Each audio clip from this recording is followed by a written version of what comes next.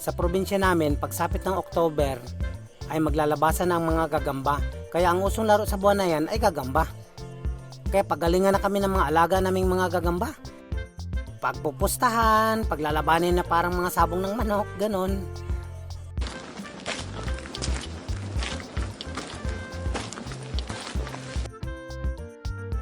Andito pala kayo eh. Bakit? Saan pala kami dapat? Bawal pala tayo dito, Nat. Tara, doon tayo sa ibabaw ng nyug.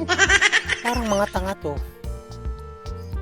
Ibig ko sabihin, pumunta ako doon sa mga bahay nyo, wala kayo doon. Talagang wala kami doon kasi andito nga kami oh. Tara, punta tayo ulit doon, samahan ka namin.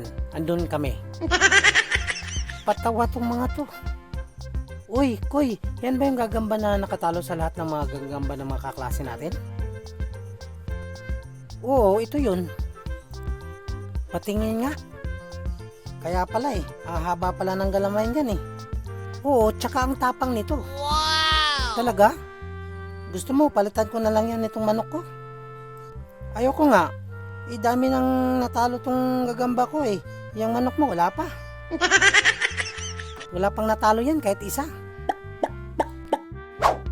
Oh no. Oh no. Oh no, no, no, no, no. Ah! Ah! Ah!